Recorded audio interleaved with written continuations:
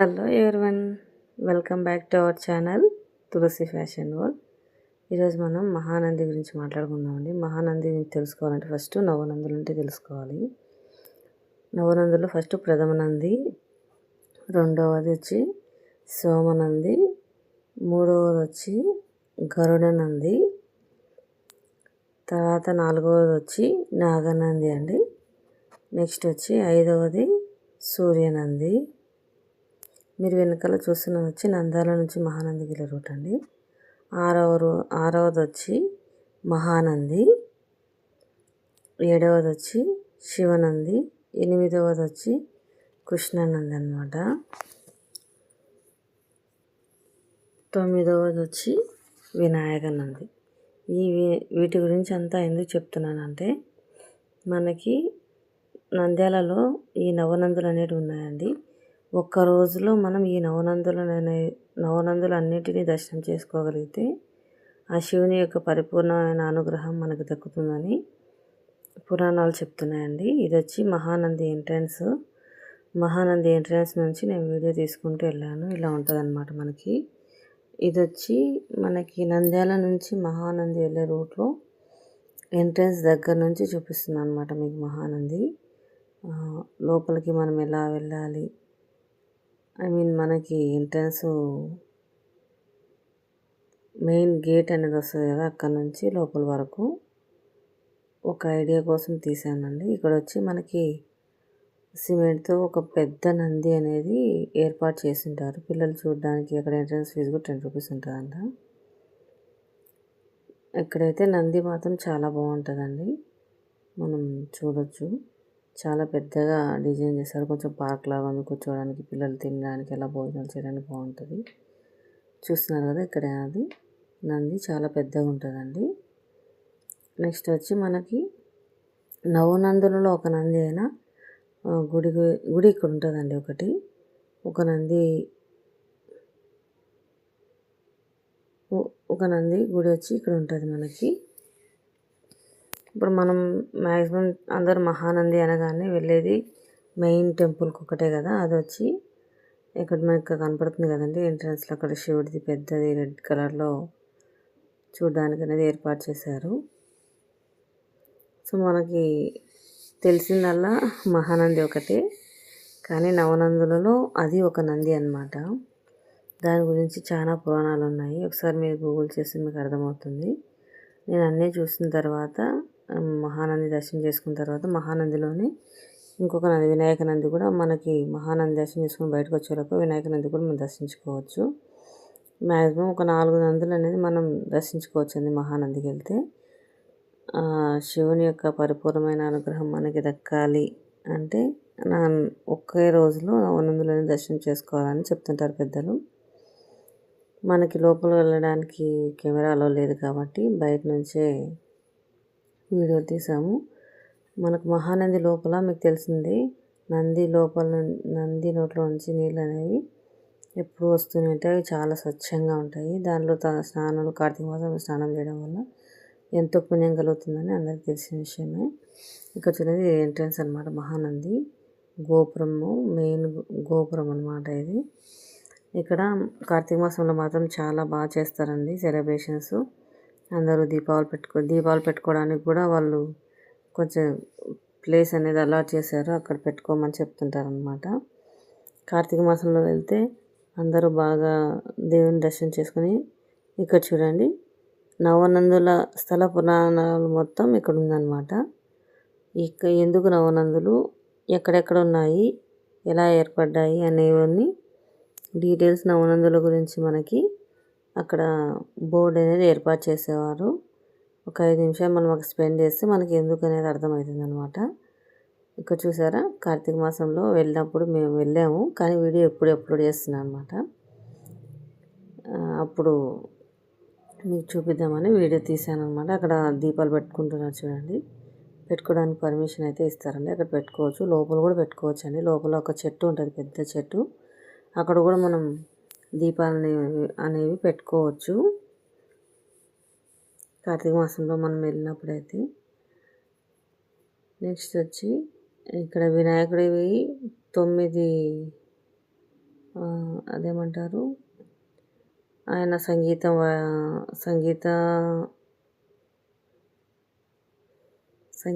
వాయిస్తున్నట్టు, డోలు వాయిస్తున్నట్లు, నృత్యం చేస్తున్నట్లు అలాగా 9 ప్రతిమలు అనేవి ప్రతిష్ఠించారండి పక్కన పార్కులో. చూడడానికి చాలా బాగుంటాయి. ఇక్కడ చూస్తున్నారు కదా, అవన్నమాట.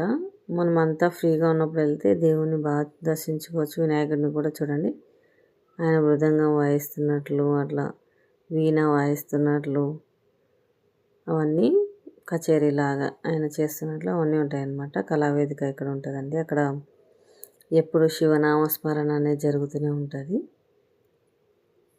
ఇక్కడ మహానందిలో శివుడు అనేది స్వయంగా వెలిసినారనమాట. ఆయన కింద నుంచి ఎప్పుడు నీళ్ళు వస్తూనే ఉంటాయి. స్పర్శ దర్శనం కూడా ఉంటుందండి మనకి మహానందిలో. ఇది చూడండి, ఇక్కడ వచ్చి నేను ఇందాక చెప్పాను కదా, నవనందులలో లోపల వినాయక నంది ఉంటుంది. బయట మనం బయటికి వచ్చేసేటప్పుడు ఇంకో నంది ఉంటుంది. 2 నందులు వచ్చి అక్కడ మనం దర్శించుకోవచ్చు. ఇది వచ్చి నేను చూసినటువంటి 3వ నంది అనమాట. మీకు దీని గురించి కూడా చెప్తాను చూడండి. మనకు గుడి ఇక్కడ నంది ఎంత బాగుందంటే, శివాలయం బయట ఉందన్నమాట. ఇక్కడ నంది బయట స్పెషల్గా ఇలా ఉంటుంది. ఆయన కోసం సపరేట్గా ఒక గోపురం లాంటిది ఏర్పాటు చేశారు. ఇక్కడ వచ్చి నవగ్రహాలండి వాళ్ళు. నాకంటే అంత ఎక్కువ తెలియకపోవచ్చు, మీకే అర్థమవుతుంది. ఇక్కడ చూడండి, మెయిన్ టెంపుల్ లోపల అనమాట. అది మగవాళ్ళు వెళ్ళి అంటే అందరినీ పంపిస్తున్నారు. విష్ణు నందీశ్వర స్వామి సన్నిధి అనమాట. విష్ణు నంది అనమాట ఇక్కడ ఉండేది మనకి. చూస్తున్నారు కదా, అమ్మవారు. అక్కడ స్పర్శ దర్శనం ఉందండి. ఇది చూసినారా, విష్ణు నంది అనమాట. ఇది మనకు విష్ణు నందిని కూడా దర్శించుకున్నాం. వినాయక నంది, సోమనంది, ఇంకా ఇది వచ్చి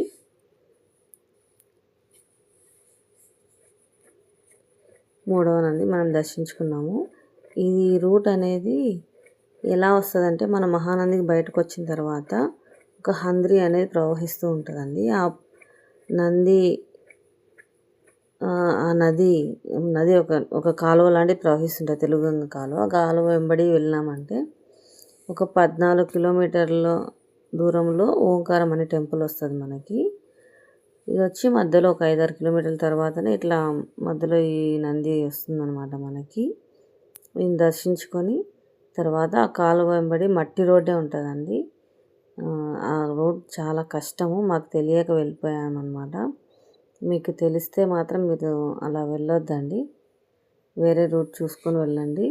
మాకు తెలియదు కాబట్టి వేరే వాళ్ళు అడిగితే ఇలా వెళ్తుందా ఓంకారం కంటే వెళ్తుంది అన్నారు. మేము వచ్చేసాం, మాకు తెలీదు. ఇదంతా నంది పక్కన చూడండి. మహానందిలో ఏమంటారు, ఈ నంద్యాలలో ఎక్కడ చూసినా నీళ్ళు ఎక్కువ ప్రవహిస్తూనే ఉంటాయి. పక్కనే కాలువ ఉందన్నమాట. ఏమంటారు, తెలుగంగ కాలువలో నుంచి ఇట్లా చిన్న కాలువలు కోలుతారు కదా, అదనమాట. ఫుల్ చూడండి, మొత్తం చాలా ప్రశాంతంగా ప్లెజెంట్గా ఉంటుందండి ఇక్కడ. ఇది వచ్చి మనం ఇప్పుడు పోతున్నది ఓంకారం అండి. ఓంకారం టెంపుల్కి వెళ్తున్నాము. ఇక్కడ నుండి మనము ఓంకారం చెప్పాను కదా, తెలుగంగ కాలువ వెంబడి వస్తే మనకి రూట్ వస్తుంది. ఆ రూట్ నుంచి ఒక 14 కిలోమీటర్ల లోపల ఉంటుందండి. అక్కడ నుంచి మళ్ళీ కొద్దిగా 1 కిలోమీటర్ లోపలికి వెళ్తే మనకు ఓంకారం అనేది టెంపుల్ వస్తుంది. ఇక్కడ ఈ వర్షాకాలంలో మేము వెళ్ళింది కార్తీక మాసంలో కాబట్టి అన్ని వర్షాలు పడి చెట్లంతా చాలా మనం చూడ్డానికి కానీ చాలా బాగుంటుందండి. ప్లెజెంట్గా ఉంటుంది, పీస్ఫుల్గా ఉంటుంది. ఎక్కడ చూసినా పచ్చగా చెట్లు, వాతావరణం మాత్రం మనకి చాలా అంటే చాలా అనుకూలంగా ఉంటుందండి వెళ్ళడానికి. ఈ టైంలో దేవుళ్ళు మనం శివుని దర్శించుకునే అదృష్టం దొరకడం అనేది మనకి దేవుడిచ్చిన వరమే అనుకోవాలి. నేనైతే ఎప్పటి నుంచో ప్లాన్ చేసుకుంటున్నా, ఓంకారం మహానంది 2 చూడాలి, వెళ్ళాలి అని. ఫైనల్లీ మేము వెళ్ళింది వచ్చి November 10. అది కూడా మా మ్యారేజ్ డే అని స్పెషల్ కాబట్టి ఆ రోజు వెళ్ళాలి అని ఇంకా బైక్ పైనే కర్నూలు నుండి స్టార్ట్ అయిపోయామండి. మాకొచ్చిన మెయిన్ ప్రాబ్లం ఏంటంటే మేము వెళ్ళేటప్పుడు డైరెక్ట్‌గా నంద్యాలకెళ్ళి నంద్యాల నుంచి మహానందికి వెళ్ళాము. వెళ్ళేటప్పుడు ప్రాబ్లం రాలేదు. ఓంకారంకెళ్ళాలి అనుకున్నప్పుడు మ్యాప్ పెట్టుకున్నాం. మ్యాప్ పెట్టుకుంటే అది అదే మన తెలుగంగ కాలువ వెంబడి చూపించింది. ఈ మూల దగ్గర ఉంటుంది కదా అని చెప్పి వెళ్ళిపోయాము. చూడండి బోర్డు, ఓంకారం బోర్డు. దగ్గర ఉంటుందిలే అని అదే రూట్‌లో వచ్చేసాం కానీ అది మొత్తం మట్టి రోడ్డే అండి. వెళ్ళడానికి చాలా ఇబ్బంది పడ్డాము. తర్వాత ఓంకారం నుంచి నంద్యాలకెళ్ళి నంద్యాల నుంచి కర్నూలుకి వస్తే చాలా దగ్గరే అయ్యేది. సింపుల్గా దర్శనం చేసుకొని వచ్చేసేవాళ్ళము. కానీ మేము ఏం చేసామంటే మ్యాప్ ఏ దగ్గర లొకేషన్ చూపిస్తుందో అని దగ్గర లొకేషన్ పెట్టుకున్నాము. ఆ లొకేషన్ వచ్చి అన్నీ విలేజెస్ పైన వెళ్ళిందనమాట. అసలు రోడ్లు బాగాలేవు, రోడ్లు సరిగా లేవు. వాళ్ళు ఎలా ఉంటున్నారేమో నాకైతే తెలియదు కానీ మాకైతే చుక్కలు కనబడ్డాయి. 3 అవర్స్ జర్నీ అవ్వాల్సింది 4.5 అవర్స్ జర్నీ అయిపోయిందండి మాకి. దగ్గర మేము 3కి బయలుదేరాము. రిటర్న్ 3:30కి బయలుదేరాము ఓంకారం నుండి. కర్నూలుకి వచ్చేసరికి 7:38 అయింది. అబ్బా! ఇంత జర్నీ నా లైఫ్లో ఇంత బోరింగ్ జర్నీ ఎప్పుడు చేయలేదు. కాబట్టి గూగుల్ని నమ్ముకోవద్దని నేను పర్సనల్గా ఎక్స్పీరియన్స్తో చెప్తున్నాను. మీరు ఓంకారం నుండి కర్నూలుకు రావాలనుకుంటే నంద్యాలకెళ్ళి నంద్యాల నుంచి మెయిన్ హైవే పైన రావడం ట్రై చేయండి. ఇది వచ్చి ఓంకారం టెంపుల్ అండి. చూడండి ఇక్కడ ఓంకారం ఎందుకు ఓంకారం టెంపుల్ అంటారంటే ఇక్కడ లోపల ఉన్నటువంటి శివలింగం కింద లోపల ఓం అనే శబ్దం వస్తుంటుందంట. అది వాటర్ ఫ్లోయింగ్ వల్ల అలా వస్తుందని ఈ స్థలానికి ఓంకారం టెంపుల్ అని పెట్టారండి. ఇక్కడ చాలా బాగుంటుందండి. ఇక్కడ కూడా కోనేరు ఉంటుంది, దేవుని దర్శనం చేసుకోవచ్చు. ఈ చెట్టు చూసారా, మనకి దిబ్బిలో దళాలు అంటారు కదా, ఆ చెట్టు ఎంత పెద్దగా అయిపోయింది చూడండి. ఇక్కడ ఓంకారంలో ఏంటంటే ఇక్కడ మ్యాక్సిమము శివలింగాలన్నీ మనకి శ్రీశైలంలో ఉంటుంది కదండి చిన్నగా శివలింగం, సేమ్ అలాగే ఉంటాయండి మ్యాక్సిమం. ఈ నవనందుల యొక్క దర్శనాలు చేసుకునే టైంలో మహానందిలో కానీ ఈ నంద్యాలలో ఉన్నటువంటి మెయిన్ టెంపుల్స్లో శివలింగాలన్నీ సేమ్ అలానే ఉంటాయి. ఆ నందులు ఉండడం వల్లనే నంద్యాల జిల్లాకి ఆ పేరు వచ్చిందంట. సో అదే అనమాట మొత్తం హిస్టరీ. ఇంకా చాలా హిస్టరీ చెప్పాలి, నాకు వీడియో చూసేంత టైం లేక ఆ రోజు చెప్పాను కదా ఈ రూట్ సరిగా లేక మాకు చాలా చిరాకు వచ్చేసింది. మహానంది నుండి ఓంకారం వెళ్ళే రూట్లోనే దగ్గర 12 కిలోమీటర్లు ఆ రూట్లో వచ్చేసరికి మాకు మైండ్ ఆఫ్ అయిపోయింది. చూస్తున్నారు కదా ఇక్కడ కాలువ అని చెప్పాను కదా, ఇదే అండి కాలువ. చూడండి మీకు ఈ రూట్లో ఎవరైనా అన్ని కిలోమీటర్లు వస్తే మన పరిస్థితి ఎలా ఉంటుందో చూడండి. కాకపోతే ఒకటే రూట్ ఉంటుంది, రూట్ అనేది బాగాలేదు అంతే అండి. చూస్తున్నారు కదా, ఈ బ్రిడ్జ్ నుంచి లోపలికి అయితే 1 కిలోమీటర్లో మనకు ఓంకారం టెంపుల్ అనేది వచ్చేస్తుంది. సో ఇదండి మొత్తానికి మా జర్నీ. ఆ రోజు మా మ్యారేజ్ డే అనేది అలా సెలబ్రేట్ చేసుకున్నాము. చూసారా ఆ బైక్ పైన వచ్చేసాం అనమాట. ఇక్కడ నుంచి నంద్యాల నుంచి నంద్యాల కాదు, మనకి ఓంకారం నుంచి ఇది బండి ఆత్మకూరు రూట్ అనమాట. బండి ఆత్మకూరు రూట్లో మొత్తం చూస్తున్నారు కదా, ఆ కాలువ ఉండడం వల్ల ఇక్కడ వాటర్ ఎప్పుడు ఉంటుంది కదా. వీళ్ళు ఎక్కువ వరి పంటలే వేస్తారు. దగ్గర ఒక 10 కిలోమీటర్లు అండి రోడ్డుకి అటు ఇటు మొత్తం వరి పంటలే ఉన్నాయి. ఇంకా అది పంట అయిపోయినకి వచ్చింది కాబట్టి మనకు అలా కనిపిస్తుంది, కానీ పంట పచ్చగా నోట వెళ్తే మాత్రం మన అదృష్టమే. చూసారా మేము బయలుదేరే టైంకి దగ్గర సన్ కూడా మనకి బాయ్ చెప్తున్న టైం అనమాట. మధ్యలో మాత్రం చాలా కాలువలు వచ్చాయి. ఈ కాలువ పేరేందో నాకైతే తెలియదు, కానీ ఇది చాలా బాగా అనిపించింది చూడడానికి. ఎందుకంటే ఒక చోట హైట్ పెట్టారు, అక్కడ నుంచి వాటర్ ఫ్లో అనేది జరుగుతూ ఉంది. చూడడానికి చాలా బాగా అనిపించింది. దాంట్లోంచి వాళ్ళు చేపలు కూడా పడుతున్నారు. అప్పుడు అవి వాటర్ ఎక్కడి నుంచి వస్తున్నాయి నాకైతే కరెక్ట్గా తెలియదు, కానీ అది మాత్రం కాసేపు అక్కడ ఆగి చూద్దామన్నట్లు అనిపించింది. అదొక్కటి మాత్రం ప్రెజెంట్గా అనిపించింది అంటే ఈ రూట్లో రావడం వల్ల. అంతకుమించి ఏం లేదు. అసలు విలేజెస్ పైన వాళ్ళు ఎలా ఉంటున్నారు నాకైతే అర్థం కాలేదు బాబోయ్. చాలా ఘోరంగా ఉన్నాయి రోడ్లు అయితే. చూడండి అక్కడ మొత్తం వాటర్ ఫ్లో అనేది ఇంత బాగుంది. చాలామంది ఆగి బైక్స్ అన్నీ ఆపుకొని చూస్తున్నారు. చాలా అనిపించింది అది మాత్రం. ఆ సౌండ్ కూడా చాలా వినడానికి చాలా బాగా అనిపించింది. మొత్తానికి ఇదండి మా జర్నీ.